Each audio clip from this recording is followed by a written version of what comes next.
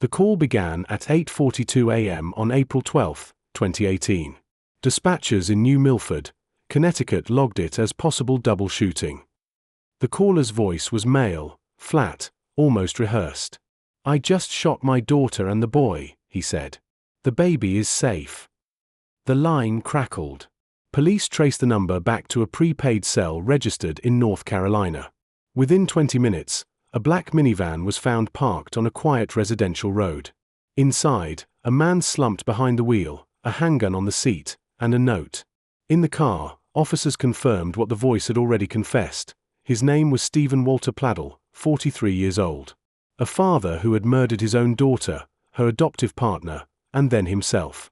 The note, spattered with condensation from his last breath, began with 4 words: "It should never have happened."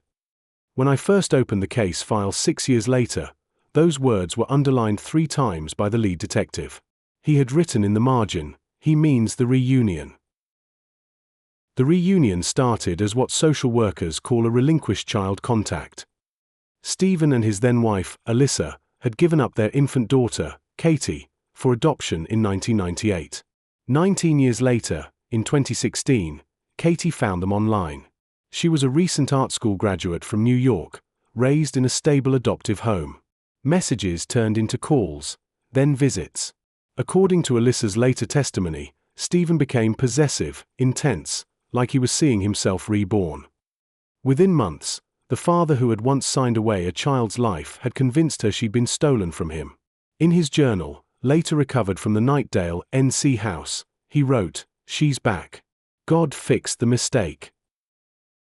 Investigators mapped the timeline carefully. Katie moved into the family home in 2017, after Steven and Alyssa separated. Neighbors recalled a young woman who looked too much like him appearing overnight. The separation papers followed weeks later. By August, Alyssa told police she suspected an incestuous relationship but lacked proof. Steven's mother confirmed it in a quiet phone call: "They're sharing a room." Social services had no prior template for what was coming. They logged the concern as a family disturbance. In October 2017, Katie and Steven obtained a marriage license in Henrico County, Virginia, slipping through a clerical oversight that failed to detect their biological link. When the marriage certificate surfaced in early 2018, Alyssa contacted the police herself. "My ex-husband married our daughter," she said. "They have a baby." Officers at first doubted the claim. It sounded impossible. But the DNA results from the infant confirmed it beyond dispute. Katie had given birth to a boy named Bennett. The media caught the story within days. North Carolina father marries daughter, has child. The tone of the coverage was voyeuristic, half-mocking. For the small group of detectives assigned to the case, it was a pressure cooker. They now had to protect an infant from the man legally recorded as both father and grandfather. I read through those early press releases in the courthouse basement where the records are kept. The language is almost sterile, subject charged with incest and contributing to delinquency, but between the lines you feel the disbelief. Alyssa later said she begged Katie to come home, telling her, "He's manipulating you." But Katie, by all accounts, was gentle, idealistic, and convinced the world misunderstood them. She told a friend, "You can't control who you love." That quote became a headline. Meanwhile, Steven was arrested in January 2018 and released on bond under one condition: no contact with Katie. He violated it immediately. There are texts recovered from that period, hundreds of them, pulled from Steven's phone after his death. In them he oscillates between devotion and rage: "You're my life, you're my sin, you're my punishment." In another, "They'll take him away from us, but they can't take what we are." The court date was set for April 23rd. He wouldn't live to see it. Psychologists later reviewing the material described Steven's behavior as obsessive narcissistic collapse, a man who couldn't accept separation from what he viewed as an extension of himself. By March 2018, Katie had moved back to her adoptive parents in New York, taking the baby with her. She told friends she wanted normal. She started sketching again, filling notebooks with portraits of her son, each one labeled forgiveness. Her adoptive father, Anthony Fusco, tried to shield her from reporters.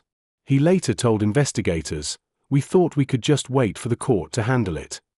But restraining orders are paper walls. Steven called repeatedly, sometimes from blocked numbers. One voicemail ends with him whispering, "Here's my blood too." On April 11th, Steven drove through the night from North Carolina to New York, armed with a legally purchased handgun. GPS data shows he parked near the Fusco's home at 6:45 a.m. the next day. The first gunshot neighbors heard was at 8:30. Within minutes, Katie and Anthony Fusco were dead in their driveway. Steven then called his mother, told her he had ended it, and shot himself hours later in his van across state lines. That is the point in the file where disbelief ends and dread begins. If this revelation shocked you as it did those who first read the reports, remember to subscribe to Glen. Every untold story brings us closer to the shadows of history. The police reports from that morning read like synchronized tragedy. At 8:34 a.m., neighbors in New Milford described hearing 2 quick cracks, then silence. By 8:40, a woman screamed from the driveway. She'd seen the bodies. The responding officer's body cam captured what he later called a domestic crime scene with no domestic logic. Katie lay by the driver's door, one arm reaching toward her father. Anthony Fusco had collapsed beside her. The child, Bennett, was not there. When detectives learned he wasn't in the car, panic rippled through the command chain. The search extended across 3 states until 10:30 a.m., when Knightdale police entered Steven's home and found the infant lifeless in his crib. The note beside him was short, "I didn't want him to live with shame." Journalistically, this case became a paradox, a story almost too grotesque for the public but too revealing to ignore. The question wasn't just why Steven did it, but how the system missed every signal. A licensed adoption, a verified reunion, a cross-state marriage, all legally documented yet fundamentally blind. Each form signed became another permission slip for disaster. When I interviewed Detective M. Cangelosi, who had worked the aftermath, he paused a long time before answering what haunted him most. "We all thought someone else was watching," he said. "Turns out no one was." The psychological profile assembled after Steven's death reads more like pathology than personality. Born in 1975, he'd endured years of physical abuse, isolation, and repeated suspension from school. Former classmates described him as quiet but off. The journals found after his suicide trace a decades-long obsession with purity, lineage, and control. Handwritten fragments like "blood should return to blood." Experts called it a form of genetic sexual attraction, an extremely rare and destructive fixation where biological relatives mistake reunion for destiny. But those words, stripped of their horror, fail to account for how deliberate the violence became. He didn't just cross lines, he erased them. Reviewing the autopsy timelines, investigators noted the precision, each act spaced by hours, not minutes. Steven killed the infant first, then drove 600 miles to execute the adults. The order wasn't random, it mirrored possession. Control of the child, destruction of the bond, and self-annihilation.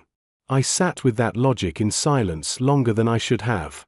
It felt ritualistic, not spiritual but procedural, as if he were cleaning a ledger no one else could see. A former prosecutor later told me, "This was the most calculated insanity I've seen." He wanted legacy to end with him.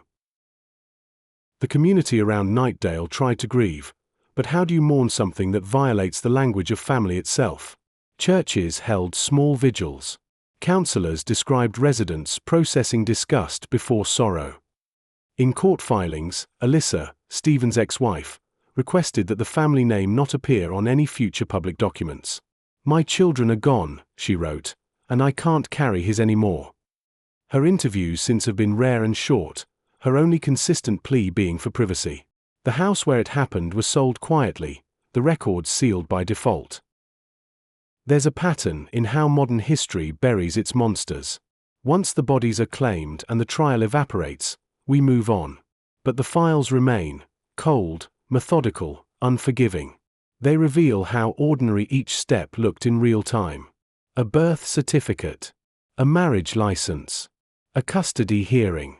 Every bureaucratic approval inching toward the unimaginable. And when it finally breaks, it feels less like shock than recognition, as though the horror had been waiting in the paperwork all along. I sometimes replay the 911 call in my head, not for morbid curiosity but because of what happens in the final second. After confessing, Steven breathes in sharply, as if to speak again, and then hangs up mid-inhale. That incomplete word, whatever it was, feels like the only honest thing he ever said. It's where language finally failed him. It's where the investigation truly begins. The deeper I went into the archived material, the more the case began to feel less like a timeline and more like a diagram of collapse. In the Nightdale evidence vault, the property list for Steven Pladl's house runs 9 pages long. Every item photographed, every trace logged. Officers recorded the bedroom clocks, each unplugged, their hands fixed at 8:40 a.m. When asked about it later, the evidence tech said quietly, he was freezing time. He wanted everything to stop where he lost control. The report notes how the walls were covered with prints of Bennett's ultrasound images, as if the unborn child had become an icon. One officer scribbled a line in the margin, obsession documented like religion. The autopsy reports were clinical yet unbearable in detail. Katie and her adoptive father, Anthony Fusco, each died from a single 9mm gunshot wound fired within 18 inches. No defensive marks. Steven's body showed no alcohol or drugs. His blood work was as clear as his intent. A detective who attended all 3 autopsies wrote, he wanted to look sober in death. In that choice, the pathology sharpened. This wasn't heat of passion. It was arithmetic. Each act executed to restore what he imagined as balance. First the baby, then the union that replaced him, finally himself. One entry in the forensic file is titled Behavioral Sequence Reconstruction. It outlines the 36 hours before the murders. A April 10th, Google search, child custody law incest conviction. A April 11th, gas receipt, 7 p.m., Raleigh NC. A April 12th, GPS ping, New Milford CT8 19 am. At 8:25, dashcam footage from a passing vehicle caught Stevens' van idling near the Fusco driveway. At 8:32, the first shot was fired. We always think evil announces itself, the lead investigator later told me. This one whispered. Detectives pieced together the final calls from cell tower data. At 8:36 a.m., Steven dialed his mother in North Carolina. The call lasted 4 minutes. Her statement afterward reads simply, he said, "I killed them, I put the baby to sleep, I'm sorry, I can't live with it." Then he hung up. She called 911 within seconds, trembling, begging dispatchers to find him before he killed himself. The transcript notes she kept repeating, "He wasn't a monster, he was sick." That sentence would echo through every interview that followed. The public narrative focused on incest. But in the investigative corridors, the question shifted to institutional oversight. How had 2 adults related by blood been able to obtain a marriage license, bear a child, and still fall between state lines? A legal memorandum from the Virginia Department of Vital Records admitted, current database cross-check protocols do not flag parent-child relations when birth certificates originate out of state. Bureaucracy became the blindfold.